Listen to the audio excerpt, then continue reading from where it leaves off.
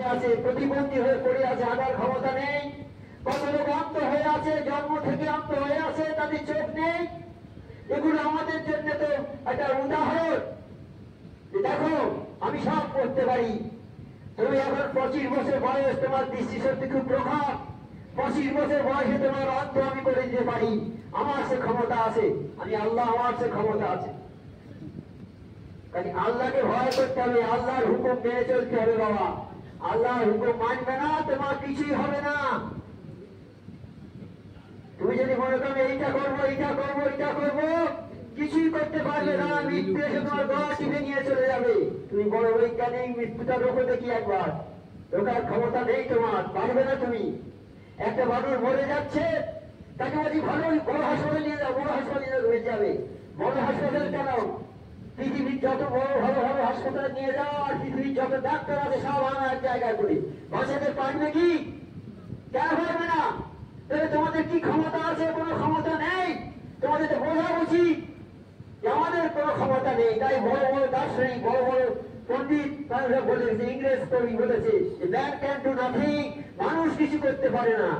মানুষ কি করে? শুধু একটা পরিবর্তন করে। লোহা থেকে সোনা, থেকে সোনার গহনা, দুধ থেকে ঘোল, দুধ থেকে দই ছানা মাখন, কাঠ থেকে আলমারি, লোহা থেকে জাহাজ, এই সবগুলো করতে পারে। এরা শুধু পরিবর্তন করতে পারে, এরা কিছু করতে পারে না। তাই আমার মুর্শিদার ভগবানে বলে গেছে যে মানুষ, তুমি বড় বৈজ্ঞানিক হও, দার্শনিক হও, সাহিত্যিক হও, যত বড় শিক্ষিত হও, সারা পৃথিবীর জ্ঞান তোমার অর্জন করা হয়ে গেছে, কিন্তু ধুলি করার, সৃষ্টি করার ক্ষমতা তোমার নেই। এই সৃষ্টি করার ক্ষমতা আছে একমাত্র আমার আল্লাহ। এই আমার আল্লাহ সৃষ্টিকর্তা, পালন কর্তা, রেজেক দাতা। এটা মানতে হবে বাবা। আর আমরা ছেলেদের বড় বড় স্কুলে ভর্তি করে দিই, এটা ভালো, খুব ভালো জিনিস। এটা যদি বলি ভর্তি করা যাবে না, সেটা খারাপ হবে, সেটা খুব খারাপ জিনিস। কিন্তু ভর্তি করে দেওয়া যাবে, বড় স্কুলে ভর্তি করে দেওয়া কোনো অসুবিধা নেই। কিন্তু ছেলেদের বুনিয়াদটা তৈরি করে দিতে হবে বাবা। বুনিয়াদটা তৈরি করে দিতে হবে কালাম পাকের উপরে। কালাম পাক পড়তে পারবে, নামাজটা পড়তে পারবে, কালাম পাকে কি হুকুম হকাম আছে এইগুলো জানবে। অর্থাৎ কালাম পাকের উপরে তাদেরকে দাঁড় করিয়ে দাও, ভিত্তিটা স্থাপন করে দাও কালাম পাকের আদর্শের উপরে। তারপরে বড় স্কুলে ভর্তি করে দাও, কোনো অসুবিধা নেই, লেখাপড়া শিখুক। আর ঠিক সময় হলে বিয়েটা দিয়ে দেবে বাবা, তাহলে ঠিক হবে, আল্লাহর কথা মানা হবে। নয়তো আমরা আল্লাহকে মানি কিন্তু আল্লাহর হুকুমকে মানি না, তাহলে আমাদের পরিণতি কি হবে? পরিণতি খুব খারাপ হবে বাবা। তাই পুরুষদের উপরে যে সাবধান বাণী দিয়েছে আল্লাহ, যে সাবধান বাণী দিয়েছে যে পুরুষরা তোমরা তোমাদের নজরকে সংযত করো। এই নজর হচ্ছে একটা বিষ, শয়তানের তীর। এটা এই নজরের দ্বারা মানুষ কুপথগামী হয়ে যাচ্ছে। এই নজরের দ্বারাই আজকে মেয়ে বা পুরুষ উভয়ই পথভ্রষ্ট হয়ে চলে যাচ্ছে। তাদের মধ্যে আল্লাহ জ্ঞান নেই, আল্লাহকে তারা চেনে না, কালাম পাকের কোনো কথা জানে না তারা। কাজে সে দোষ আমাদেরই, আমাদের ছেলেদের কালাম পাকের শিক্ষা আমরা দিইনি। তাই আমার নবী পাক সাল্লাল্লাহু আলাইহি ওয়াসাল্লাম বলেছে যে বাবা, ছেলে কথা বলতে যখন শিখবে তখন তাকে কলেমা শেখাবে, তাকে আস্তে আস্তে কালাম পাক পড়া শেখাবে, কালাম পাকের হুকুম হাকাম করে তাকে জানাবে, নামাজ শেখাবে তাকে। তারপরে তাকে উচ্চ শিক্ষায় ভর্তি করে দাও, যে কোনো বড় স্কুলে দাও, কোনো ক্ষতি নেই। তার ভিতটা তৈরি করে ছেড়ে দাও, তাহলে ওই ছেলে ভালো হবে। ওই ছেলে ভালো হবে, বাপ মাকে চিনবে, নিজেকে যে চিনবে সে বাপ মাকে চিনবে, আল্লাহকে চিনবে, নবীকে চিনবে, দরবারকে চিনবে। আর যে নিজেকে চিনতে পারবে না, সে বাপ মাকে চিনবে না, দরবারকে চিনবে না, আল্লাহকে চিনবে না, নবীকে চিনবে না। এই পৃথিবী চলছে, বলবে এমনি হচ্ছে, স্বাভাবিক ভালো, এমনি হচ্ছে, স্বাভাবিক হচ্ছে, বুঝতে পারবে না কিছু। আমরা দায়ী তো সেই জন্যে, আমাদের ছেলেরা কুপথগামী হচ্ছে, তার জন্য আমরা দায়ী। আমরা তাদেরকে ঠিক মতো শিক্ষা না দিচ্ছি, ঠিক মতো শিক্ষা দিয়ে তাকে শেখাতে হবে। এবার পুরুষদের উপরে যেমন আল্লাহ হুকুম করেছে, নারীদের উপরে ঠিক তেমনি হুকুম করেছে। বলছে ঈমান আনয়নকারিণী নারীদেরকে বলো, যারা যারা ঈমান এনেছে অর্থাৎ আল্লাহকে বিশ্বাস করেছে তাদের বলো। এই 31 নম্বর আয়াতে বলছে ঈমান আনয়নকারী নারীদেরকে বলো তারা যেন তাদের দৃষ্টিকে সংযত রাখে। পুরুষের যেমন বলেছে তোমাদের দৃষ্টি সংযত রাখো, মেয়েদেরকেও বলছে যে তোমরা তোমাদের দৃষ্টিকে সংযত রাখো। তোমরা তোমাদের দৃষ্টিকে সংযত রাখো। দৃষ্টি মেয়ের যেমন আছে পুরুষের আছে। পুরুষেরা দৃষ্টির সাহায্যে খারাপ কাজ করছে, মেয়েরাও দৃষ্টির সাহায্যে খারাপ কাজ করছে। একবার পুরুষদেরকে বলে দিচ্ছে 30 নম্বর আয়াতে পুরুষদের, আর 31 নম্বর আয়াতে আল্লাহ বলছে, হে নবী আপনি বলে দিন যেন ওই ঈমান আনয়নকারী নারীদেরকে বলো তারা যেন তাদের দৃষ্টিকে সংযত করে। শুধু পুরুষদের বলে আমার আল্লাহ খামতে হয়, মেয়েদেরকে বলছে।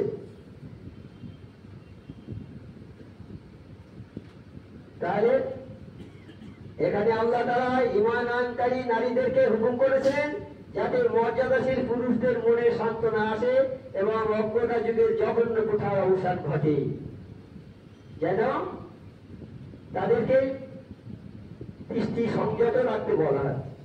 বর্ণিত আছে হযরত আসমা বিনতে মুর্শিদের বাড়ি বানু হারিসার মহল্লায় ছিল। আসমা বিনতে মুর্শিদের বাড়ি ছিল কোথায়? বানু হারিসার মহল্লায়।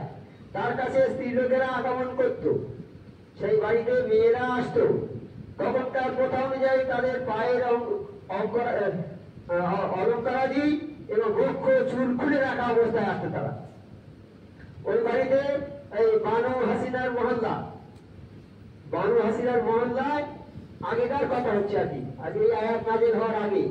তখন এই লোকজনের বাড়িতে আসতো, মেয়েরা আসতো কিভাবে? মেয়েরা আসতো তাদের অলঙ্কার গহনা গেটে সব দেখাতো, আর বুকটা আলগা রেখে দিত, আর চুল খুলে রাখতো। মেয়ে নারীরা আসতো, ওরা গহনা করতো গায়ে, সেইগুলো সব থাকতো, আর বুকটা আলগা করে রেখেত। মেয়েরা বুকটা আলগা করে রাখতো, আর পা আর চুলটা খুলে রাখতো, মাথার চুল। তাহলে উলঙ্গ তো নাকি? বুকটা খুলে রাখলো। মেয়েরা যদি বুক খুলে রাখে তাহলে কিরকম বিশ্রী ব্যাপার। আচ্ছা, এবার রাখা অবস্থায় আসতো, হয়তো আসমা রাজা বললেন এটা কতই না জঘন্য কথা। আসমার বাড়িতে আসতো তো, আসমা বলছে এটা খুব খারাপ কথা। মেয়েরা এরকম ভাবে আসে, হাজার হাজার মেয়েরা আসে, সব বুকের কাপড় আলগা, চুল খোলা, হ্যাঁ, আর গহনা গাটি সব বাইরে সব লোক দেখতো। সুতরাং নির্দেশ দেওয়া হচ্ছে যে মুসলমান নারীদেরকে তাদের চক্ষু নিম্নমুখী রাখতে হবে। এবার আমার আল্লাহ পাক কি বলছেন যে এই মুসলমান নারীদের এদের চোখটা নিচের দিকে করতে হবে, যেমন পুরুষেরা নিম্নমুখী ছিল, এই নজরটা যেন নিচের দিকে থাকে। স্বামী ছাড়া আর কারোর দিকে কাম দৃষ্টিতে তাকানো চলবে না। স্বামী ছাড়া কারোর দিকে কাম ভাবে তাকাতে পারবে না, স্বামীর দিকে তাকানো যাবে। হযরত উম্মে সালমা রাদিয়াল্লাহু তাআলা বর্ণিত আছে যে তিনি এবং হযরত মাইমুনা রাদিয়াল্লাহু তাআলার নিকটে ছিলেন। এমন সময় হযরত ইবনে উম্মে মাকতুম নামে একজন লোক আগমন করে। নবী পাক সাল্লাল্লাহু আলাইহি ওয়াসাল্লামের কাছে বসেছিলেন হযরত মাইমুনা বসেছিলেন, আর ইবনে উম্মে মাকতুম মানে একজন অন্ধ লোক। নবী পাক সাল্লাল্লাহু আলাইহি ওয়াসাল্লামের কাছে হযরত মাইমুনা রাদিয়াল্লাহু তাআলা বসে আছেন, আরো আরো মেয়েরা বসে আছেন। এমন সময় ওই একজন অন্ধ লোক এসে ওখানে উপস্থিত হলো। তিনি আমাদেরকে দেখতে পাবেন না। এইবার নবী পাক সাল্লাল্লাহু আলাইহি ওয়াসাল্লাম বলছেন কি, এই তোমরা পর্দা করো, পর্দা করো। নবী পাক সাল্লাল্লাহু আলাইহি ওয়াসাল্লামের কাছে নবী সাল্লাল্লাহু আলাইহি ওয়াসাল্লামের বিবিরা বসে আছে কয়েকজন, আর একজন অন্ধ লোক ঢুকেছে। ওই তোমরা পর্দা করো, পর্দা করো। তখন বিবিরা বলছে, আল্লাহ নবী উনি তো অন্ধ লোক, তাহলে পর্দা আমাদের তো দেখতে পাবে না। তোমাদের দেখতে পাবে, তোমরা তো দেখতে পাবে ওকে, অন্ধ তোমাদের দেখতে পাবে, ঠিক আছে, তোমরা তো অন্ধকে দেখতে পাবে, তোমাদের দৃষ্টিটা তো তোমার পড়বে, তোমাদেরও দৃষ্টি কারো উপরে অপরিচ্ছন্ন করে পড়বে না। সেই জন্য তোমাদের দৃষ্টি সংযত রাখতে হবে। যাও তোমরা পর্দা করো, পর্দা করবে। তবে কোন আলেম বলেন যে কাম দৃষ্টি ছাড়া তাকানো হারাম নাই। আচ্ছা, স্ত্রীলোকদেরকেও সচিত্র রক্ষা করে চলতে হবে, মেয়েদেরকে তাদের সচিত্র রক্ষা করে চলতে হবে। নিজেদের আভরণ কারো সামনে প্রকাশ করা যাবে না, অর্থাৎ নিজেদের দেহটাকে কারো কাছে প্রকাশ করা যাবে না, কারো দেখানো যাবে না। পর পুরুষের সামনে নিজের সৌন্দর্যের কোনো অংশই প্রকাশ করা যাবে না। পরপুরুষের কাছে নিজেদের দেহের মেয়েদের তো সৌন্দর্য আছে, কোনো অংশ দেখানো যাবে না। হ্যাঁ, তবে যেটা ঢেকে রাখা সম্ভব নয় সেগুলোকে গোপন রাখা স্ত্রীদের পক্ষে সম্ভব নয়। এটাও বর্ণিত হয়েছে তারা মুখমণ্ডল, হাতের কবজি ও আংটিকে উজাড় হয়েছে। মুখমণ্ডলটা, হাতের কবজি এই পর্যন্ত, আর মুখমণ্ডলটা আর হাতের কবজি আর হাতের আংটি এইগুলো বোঝানো হয়েছে। এইগুলো আলগা থাকতে পারে। এর দ্বারা উদ্দেশ্য হল সৌন্দর্যের স্থানটা যেটা প্রকাশ করা শরীয়তে নিষিদ্ধ। আর কোনটা গলায় হার আছে এটাও দেখানো যাবে না, এখানে হাতে আর কিছু গহনা আছে দেখানো যাবে না, থাকে তো এই সবগুলো কিছু দেখানো যাবে না। শুধু ওই হাতে থাকলে হাতটাই পর্যন্ত আলগা রেখে দিতে পারো, হাতে আংটি থাকবে যদি দেখে কোনো অসুবিধা নেই। বলিয়া যে আভরণ অর্থাৎ অলঙ্কার। আভরণ বলতে বলেছে অলঙ্কার, গহনা। গহনা তো গায়ে পড়ে, কাপড়ের উপরে তো পড়ে না, গায়ে পড়ে, তাই গহনা দেখানো যাবে না কোনো পরপুরুষের। আর আকর্ষণীয় পোশাক দুই প্রকারের রয়েছে। আচ্ছা, জরুরি রহমত বলেন এই আয়াতে নারী যখন প্রাপ্তবয়সে পৌঁছে যায় তখন আর বলেছে পাতলা কাপড়, শরীর সব ঢেকে আছে কিন্তু পাতলা কাপড়। আমার রবিবার সরোজ কাছে একটা মেয়ে আসলেন, 15-16 বছর বয়স হবে, পাতলা কাপড় পরে এসে রবিবার সব দেখেই মুখটা ফিরিয়ে নিয়ে এসেছেন। তাই বলছে যে নারী যখন প্রাপ্ত বয়সে পৌঁছে তখন ওটা এবং ওটা ছাড়া অর্থাৎ চেহারা ও হাতের কবজি ছাড়া তার আর কোনো অঙ্গ দেখানো উচিত নয়। বলছে নারী যখন বয়সপ্রাপ্ত হবে, বয়স হয়ে যাবে নারী যখন, তখন এই হাতের কবজি ছাড়া আর তার চেহারা ছাড়া আর কোনো শরীরের কোনো অংশ কারো দেখানো যাবে না। কিন্তু সেই কাপড়টা পরে এসেছিল এত পাতলা, তাদের শরীরের সব দেখা যাচ্ছে, সেই যে পাতলা কাপড়ও পরা যাবে না। এমন মেয়েরা অনেক বোরকা পরে, এমন টাইট বোরকা, সারা শরীর দেখা যাবে, বোঝা যাবে যে সব শরীরে কোথায় গেল, এইরকম টাইট বোরকা পরা যাবে না। মহান আল্লাহ বলেন তারা যেন তাদের বক্ষ দেশে মাথার কাপড় দ্বারা আবৃত করে, তাদের বক্ষ দেশটা আর গ্রীবা যেন কাপড় দিয়ে ঢেকে রাখে। এর ফলে বক্ষ, গলার অলঙ্কার ঢাকা থাকবে। গলার মুখটার গলার যদি ঢেকে থাকে তাহলে গলার যে গহনাটা ওটা দেখা যাবে না, আর মুখের তো গহনা নেই, দেখা যাবে না। অজ্ঞতার যুগে তাদের অভ্যাস ছিল না, স্ত্রীলোকেরা তাদের বক্ষের উপর কিছু দিত না, মাঝে মাঝে গ্রীবা, চুল, বাড়ি ইত্যাদি সবই পরিষ্কার দেখা যেত। অন্যায় যে হে নবী সাল্লাল্লাহু, তুমি তোমার স্ত্রীদেরকে, কন্যাদেরকে, মুমিনদেরকে, নারীদেরকে বলো তারা যেন তাদের চাদরের কি অংশ নিজেদের উপর টেনে দেয়। এবার আল্লাহ নবী পাক সাল্লাল্লাহু আলাইহি ওয়াসাল্লাম বলেছেন, নবী তুমি তোমার নারীদেরকে, তোমার স্ত্রীদেরকে বলো যে তারা যেন তাদের বক্ষের উপর তাদের তাদের চাদরের কিছু অংশ টেনে ঝুলিয়ে দেয়, এতে তাদেরকে চেনা সহজ হবে। সুতরাং স্ত্রীলোকদের উচিত যে তারা যেন নিজেদের ওড়না দিয়ে বা অন্য কোনো কাপড় দিয়ে তাদের গ্রীবা ও বক্ষকে আবৃত করে রাখে। তাই বলছে স্ত্রীলোকদের উচিত হবে যে কোনো ওড়না বা যে কোনো কাপড়, এখন বোরকা হয়ে বেরিয়েছে, আগে এটা কথা তখন ছিল না, সব সব চাদর বা কাপড় দিয়ে তাদের গলা বা বক্ষ, শরীর ঢালা শরীরটা তারা থেকে যেন রাখে।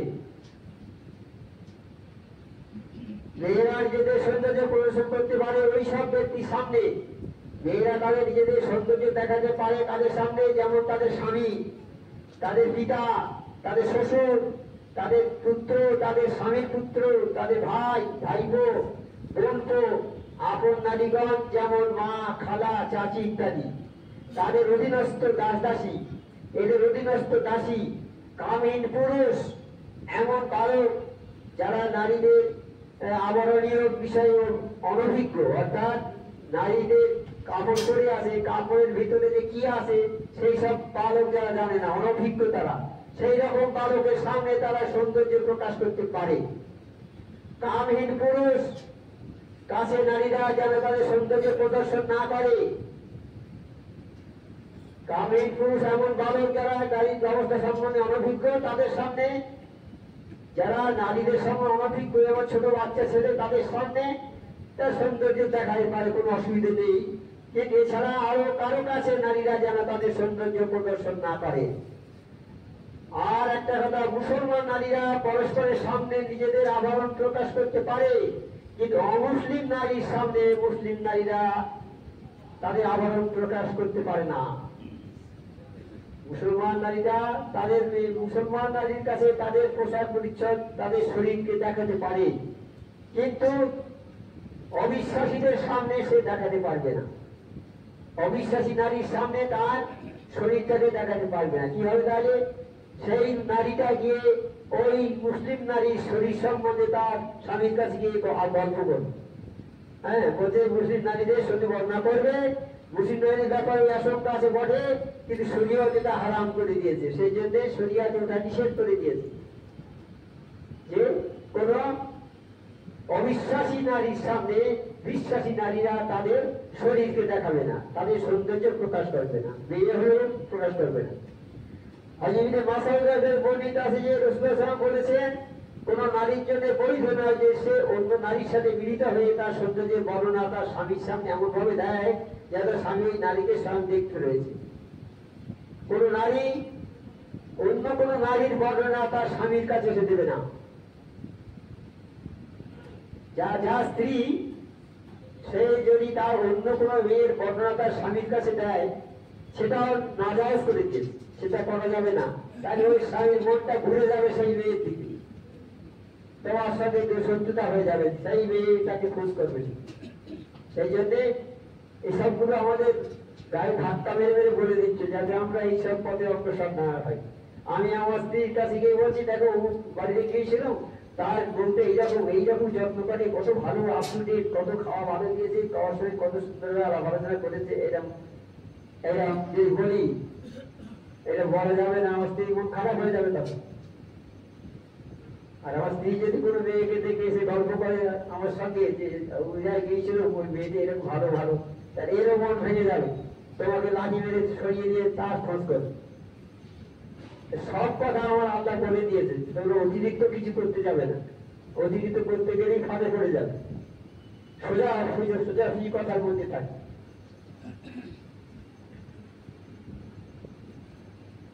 মাক্কা দিনের